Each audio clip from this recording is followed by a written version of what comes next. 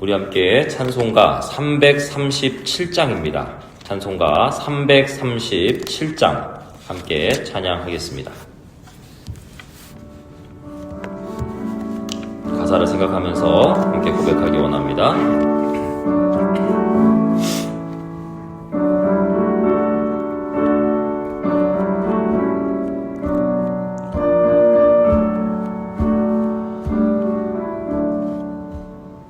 내 모든 시험 무거운 짐을 주 예수 앞에 아뢰이면 근심에 쌓인 날 돌아보사 내 근심 모두 맡으시네.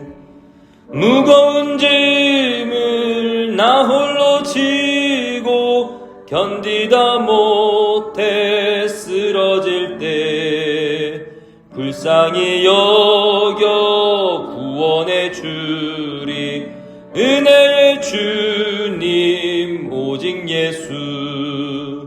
내 모든 괴로움 닥치는 환난 주 예수 앞에 아뢰이면 주께서 친히 날 구해 주사 넓으신 사랑 베푸시네. 무거운 짐을 나 홀로 지고 견디다 못해 쓰러질 때 불쌍히 여겨 구원해 주리 은혜의 주님 오직 예수.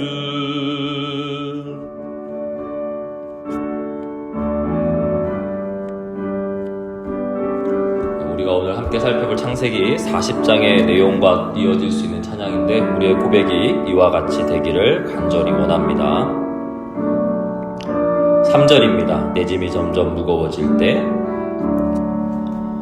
내 짐이 점점 무거워질 때 주 예수 앞에 아뢰이면 주께서 친히 날 구해 주사 내 대신 짐을 져주시네. 무거운 짐을 나 홀로 지고 견디다 못해 쓰러질 때 불쌍히 여겨 구원해 주리 은혜의 주님 오직 예수. 마음의 시험 무서운 죄를 주 예수 앞에 아뢰이면 예수는 나의 능력이 되사 세상을 이길 힘 주시네. 무거운 짐을 나 홀로 지고 견디다 못해 쓰러질 때 불쌍히 여겨 구원해 주리 은혜의 주님 오직 예수. 아멘. 우리 함께 살펴볼 하나님의 말씀은 창세기 40장 1절에서 8절 그리고 23절 같이 보려고 합니다. 페이지는 62페이지 구약성경 창세기 40장 1에서 8절 그리고 23절입니다. 우리 1절로부터 8절을 천천히 한 목소리로 읽도록 하겠습니다. 시작. 그 후에 애굽 왕의 술 맡은 자와 떡 굽는 자가 그들의 주인 애굽 왕에게 범죄한지라. 바로가 그 두 관원장 곧 술 맡은 관원장과 떡 굽는 관원장에게 노하여 그들을 친위대장의 집 안에 있는 옥에 가두니 곧 요셉이 갇힌 곳이라. 친위대장이 요셉에게 그들을 수종들게 하매 요셉이 그들을 섬겼더라. 그들이 갇힌 지 여러 날이라. 옥에 갇힌 애굽 왕의 술 맡은 자와 떡 굽는 자 두 사람이 하룻밤에 꿈을 꾸니 각기 그 내용이 다르더라. 아침에 요셉이 들어가 보니 그들에게 근심의 빛이 있는지라. 요셉이 그 주인의 집에 자기와 함께 갇힌 바로의 신하들에게 묻되 어찌하여 오늘 당신들의 얼굴에 근심의 빛이 있나이까? 그들이 그에게 이르되 우리가 꿈을 꾸었으나 이를 해석할 자가 없도다. 요셉이 그들에게 이르되 해석은 하나님께 있지 아니하나이까? 청하건대 내게 이르소서. 23절입니다. 시작. 술 맡은 관원장이 요셉을 기억하지 못하고 그를 잊었더라. 아멘. 함께 따라 하십니다. 오직 예수님. 하나님의 은혜와 평강이 충만하기를 소망합니다. 네, 오늘 창세기 40장을 통해서 함께 살펴볼 말씀은요, 우리에게 잊혀진 시간조차 하나님의 손안에 있다라고 하는 제목으로 살펴보려고 합니다. 어제 39장의 내용을 함께 나누었습니다. 형통함에 대해서 이야기를 나눴고, 그 형통함이 우리가 생각하는 상식적인 내용이 아니라 하나님이 함께 하신다, 이것이 형통이다 라고 결론을 내렸었습니다. 요셉은 노예였고 감옥에 갇혔지만 하나님께서 그와 함께 하심으로 말미암아, 또 하나님께서 요셉과 동행하심으로 말미암아 그것이 요셉의 어떤 개인의 위로를 넘어서서 아브라함부터 지금 요셉에 이르기까지 언약이 끊어지지 않고 이행되고 있음을 증명하고 있고, 그 이후에도 계속해서 이 언약의 말씀은 이어지고 또 이어져서 결국 그리스도를 통해 우리 모든 인류에게 그 사랑을, 그 구원의 계획을 나타내신 하나님의 신실하심을 드러냈다라고 말씀을 나누었습니다. 그런데 이렇게 좋구나, 그런 거구나 라고 생각하고 40장으로 넘어가 보니까요, 39장의 내용과는 전혀 다른 내용이 펼쳐집니다. 지금 오늘 우리가 읽었던 40장에는요, 사실 기적 같은 건 없습니다. 환경의 변화도 없습니다. 하나님이 누군가에게 직접 말씀하시는 장면도 없습니다.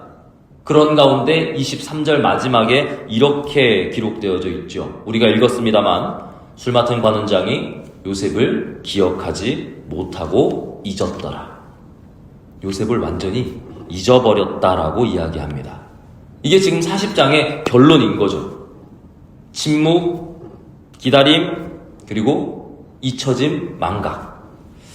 요셉에게 있어서 이 상황은 어떻게 보면 아주 자기의 인생 가운데 있어서 최고의 절망이 아니었을까? 최고의 좌절이 아니었을까? 이렇게 하루를 보낸다는 것이 무슨 의미가 있을까라고 그런 생각이 들 정도의 상황이 아니었나 싶습니다.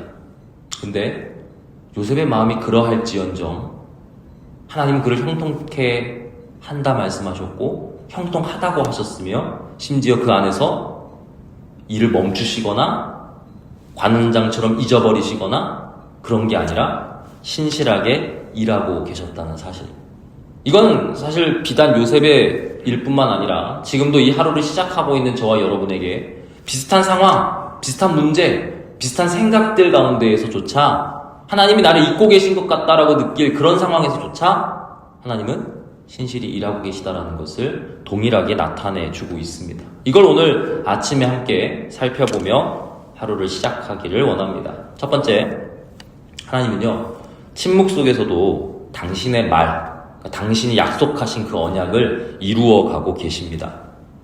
창세기 40장에서 하나님이 직접 등장하지 않는다라고 하는 건요, 제가 어제 39장의 내용, 그리고 굳이 요셉이라고 하는 인물을 드러냄으로써 그리스도를 예표한다라고 하는 의도적인 부분을 말씀드렸었어요. 이것도 다분히 의도적입니다. 마치 이 장을 읽으면요, 하나님이 등장하지 않는, 실제로 등장하지 않는 구약의 한 책이 떠오릅니다. 에스더서. 사실 에스더서에는 하나님이 등장하지 않습니다. 하나님 말씀하시지도 않습니다. 그들의 입을 통해서 하나님이라고 하는 분이 잠깐 언급될지언정 하나님이 일하신다라고 느껴지지 않아요. 근데 그건 하나님의 부재하심을 나타내는 것이 아니라 하나님의 일하심은 우리의 시선과 우리의 생각과 우리의 어떤 다른 것으로도 측량할 수 없을, 눈에 보이지 않을 수 있음을 이야기한다는 것. 근데 그럼에도 불구하고 중요한 건 일하지 않는다는 게 아니라 신실하게 지금도 끊임없이 계속해서 일하고 계신다라고 하는 사실입니다. 요셉이 감옥에서 두 관원장을 만납니다. 그리고 그들의 꿈 이야기를 듣지요. 오랜 세월 신앙생활을 하셨다면 이 이야기가 주일학교 이야기에서 얼마나 많이 들렸을지 저도 많이 듣고 자랐기 때문에 어떤 장면인지 너무나 잘 알고 있습니다. 근데 우리는 종종 어렸을 때부터 받은 신앙교육에 의해서 이걸 해석하다 보니까 주요한 장면들을 놓칠 때가 많아요. 오늘 우리가 놓쳤던 장면들을 한번 떠올려 보면 좋을 것 같습니다. 요셉이 그 두 관원장에게 그 꿈에 대한 이야기를 하기 전에 뭐라고 이야기합니까? 그 관원장들은 하나님을 믿지 않았기 때문에 그냥 그 현실의 문제 가운데 그 문제만 놓고 고민하고 낙심합니다. 근데 이에 대해서 요셉은 자기의 현 상황이 절망 가운데 있을지라 할지라도 고백을 하죠. 해석은 하나님께 있지 아니하나이까. 사실 이 말이 당연한 것 같지만 놀라운 이유가 있습니다. 방금 말씀드렸던 것처럼 요셉은 지금 자기 앞가림도 못하는 상태예요. 한 치 앞도 내다볼 수 없는 상태입니다. 어떻게 될지 몰라요. 물론 친위대장이 자기 아내하고의 그 문제에 대해서 혹은 그런 여러 상황들에 대해서 어느 정도 견지하고 있었으니까 감옥도 그냥 저 하층민들이 가는 감옥이 아니라 귀족들이 갇힐 만한 감옥에 두고 심지어 거기서 일을 할 수 있게끔 해주고 여러 가지 배려된 부분이 있었다 할지라도 말 한마디, 상황 하나, 어떤 정치적 흐름의 달라짐에 따라 얼마든지 숙청되고 사라질 수 있는 게 요셉의 신분이었습니다. 그럼에도 불구하고 이러한 아무것도 보이지 않는 상황 가운데에서 하나님의 약속이 잊혀진 듯한 상황 가운데에서 출구가 보이지 않는 상황 가운데에서 요셉이 고백하는 겁니다. 뭐라고요? 해석은 하나님께 있지 아니하나이까. 그 마음의 중심과 그 마음의 생각이 지금 어디에 있는지를 살펴볼 수 있는 거죠. 이건 단순히 종교적인 표현을 이야기하는 것이 아닙니다. 나를 구원하신, 나를 만드신, 나의 원 형체이신 하나님, 창조주 하나님에 대한 보이진 않지만 신뢰하는 모습을 여실히 나타내고 있는 거죠. 성경의 흐름을 보면요, 하나님의 구원 방식과 구원 형식은 항상 이런 방법이었습니다. 이스라엘이 애굽에서 400년 동안 고통 속에 신음하고 있었을 때 하나님은 이스라엘을 잊어버리셨을까요? 아니라는 사실을 너무나 잘 알고 있지 않습니까? 바벨론의 포로 70년의 시기 가운데에서도 하나님은 그들을 떠나 있었던 것입니까? 아니지 않습니까? 그리고 말라기 이후에 또다시 400년의 침묵 가운데에서도 하나님께서 이스라엘을 포기하셨구나 이렇게 확언할 수 있습니까? 아니지 않습니까? 결국 하나님께서는 그 모든 일련의 침묵처럼 보이는 과정을 통해 예수 그리스도로 말미암아 구원을 이루셨습니다. 하나님의 침묵, 마치 우리를 잊은 것 같은 그러한 상황은요, 하나님의 포기의 신호가 아닙니다. 이건 하나님의 인내하심과 하나님의 신실하심 가운데 이루어지고 있는 인간의 입장에서 볼 때의 시간일 뿐이죠. 우리는 우리의 삶을 여기에 한번 덧붙여 보아 지금의 문제들 가운데 있어서 하나님이 침묵하시는 것 같은 그게 단지 우리를 포기해서가 아니라 그냥 벌 받고 있다 이게 아니라 하나님께서 지금 우리에게 말씀하실 것이 있고 우리가 하나님 앞에 마음을 맞추기를 원하시는 것을 발견하며 소망하며 그대로 행할 수 있는 저와 여러분들이 될 수 있기를 간절히 축복합니다. 두 번째, 사람은 있습니다. 근데 하나님은 절대 잊지 않으십니다. 요셉이 술 맡은 관원장한테 간청을 하죠. 14절을 한번 같이 읽어볼까요? 시작. 당신이 잘 되시거든 나를 생각하고 내게 은혜를 베풀어서 내 사정을 바로에게 아뢰어 이 집에서 나를 건져 주소서. 인간적으로 봤을 땐 너무나 당연히 나올 수밖에 없는 소리입니다. 요셉이 지극히 인간이라는 걸 우리한테 보여주는 거고 우리 또한 이 말에 공감하고 있다는 건 이러한 방법들, 이러한 이야기들을 해본 경험이 있을지도 모르기 때문이죠. 어쩌면 인간 요셉에게 남은 유일한 희망의 끈이었는지 모릅니다. 근데 결국엔 그 관원이 잊어버리죠. 그리고 이 사실을 저자인 모세는 담담하게 기록합니다. 요셉을 기억하지 못하고 잊었더라. 사실 이게 우리의 현실인 거죠. 인간이라고 하는 우리의 실존이자 우리의 현실입니다. 우리는 서로를 잊어버립니다. 진심으로 했던 약속도 시간이 지나면 흐려지기 마련이고 변질되기 마련이고 달라지기 마련입니다. 근데 그렇게만 흘러갈 것 같았던 현실에 일어났었던 일이 무엇인가? 41장에 보시면요, 이렇게 나오죠. 바로왕이 꿈을 꾸었을 때 하나님께서는 정확히 그 순간에 그 관원장에게 요셉을 기억하게 하십니다. 근데 그 기간이 얼마입니까? 2년이에요. 2년. 우리 인간적으로는 그 타이밍을 잴 수도 없고 생각할 수도 없고 바라볼 수도 없습니다. 근데 가장 적당한 시기에 하나님께서 하나님의 때에 그것을 이루어 가시는 것을 보여줍니다. 마치 우연처럼 보여지지만 절대 우연이 아닌 이 사건. 하나님은 그 잊혀진 시간 동안 아무것도 하지 않으신 게 아니라 정확한 때를 준비하고 계셨습니다. 우리는 여기서 발견할 수 있습니다. 뭐라고요? 사람의 망각조차 하나님의 타이밍, 하나님의 때 안에 들어가 있다는 사실을 말이죠.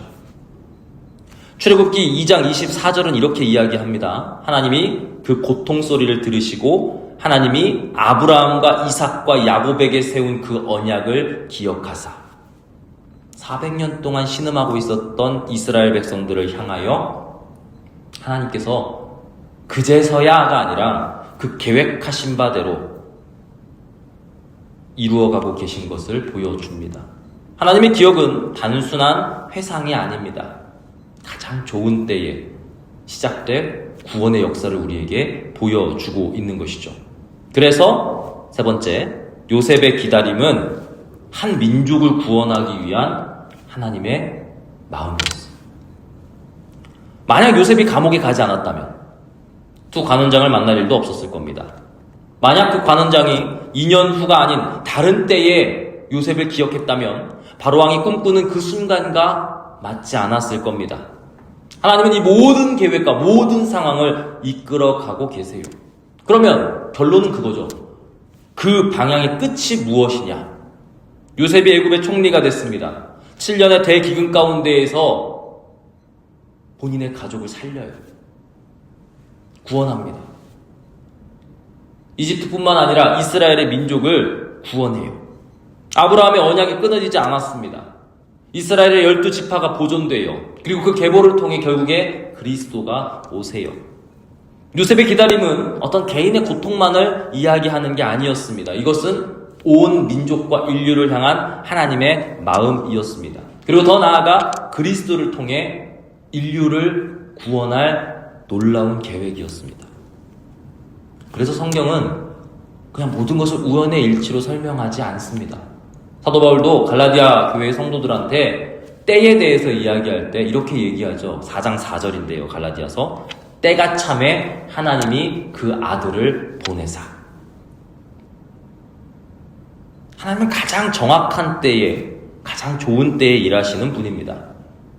요셉의 감옥에서도 이스라엘의 광야에서도 심지어 그리스도를 십자가 도상 앞에 세우시기까지 그 모든 침묵으로 보여지는 때, 그때가 하나님의 때였습니다.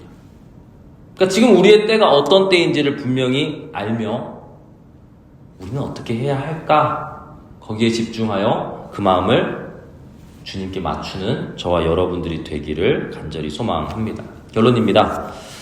40장은요, 특별한 기적이 없는 평이한 것 같은 이야기로 이루어져 있습니다. 하지만 역설적으로 하나님이 가장 확실하면서도 분명하게 당신을 나타내는 장이기도 합니다. 요셉은 인간적으로 잊혀졌지만 하나님은 요셉을 잊지 않으셨습니다.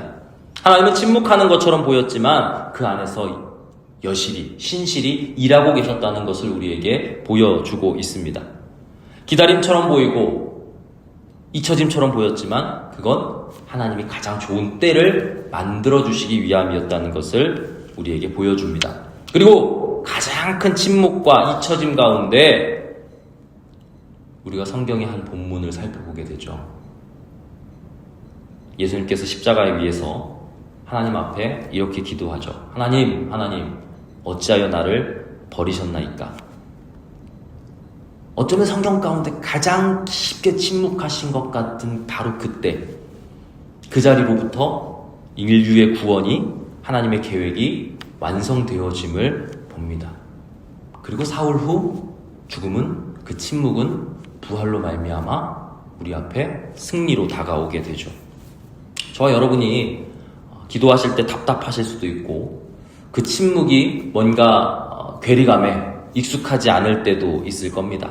근데 저도 그렇습니다만 기도할 때 이것을 망각으로 왜 그러세요? 라는 형식으로 이해하거나 받아들이지 않으셨으면 좋겠습니다. 이 새벽 가운데 기다리고 있으신 것이 있습니까? 혹은 잊혀진 것 같은 그런 시간이 있으십니까?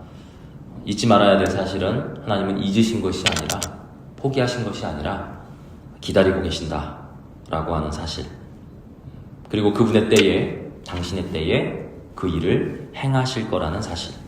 우리가 해야 할 일은 하나입니다. 하나님의 그 뜻에 내 뜻을 맞추는 것. 어제 수요 예배 설교도 그러한 내용이었는데요. 기도는 내 뜻을 이루려는 게 아니라 하나님의 뜻에 내 뜻을 맞추는 것.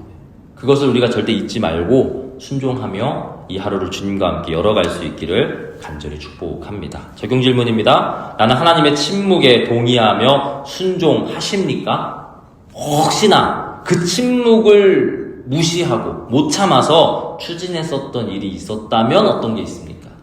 그걸 한번 오늘 떠올려 보시면서 주님, 제 마음을 이제 주님 앞에 한번 맞춰봅니다. 주님의 때를 기다립니다. 고백하는 저와 여러분들이 될 수 있기를 간절히 축복합니다. 기도하겠습니다. 주님, 온전히 주님의 이름 앞에 오늘 창세기 40장을 읽으며 내 자신을 돌아봅니다. 그 침묵을 어려워했던, 그 망각을 어려워했던 저를 발견합니다. 하나님의 가장 좋은 때라고 들어본 적도 있고 이야기도 했었지만 그럼에도 불구하고 참을 수 없는 게 인간의 연약함이자 우리의 실존이 아닌가 싶습니다. 하지만 주님께서는 멈추지 않으셨고 잊지 않으셨고 침묵하지 않으셨음을 압니다.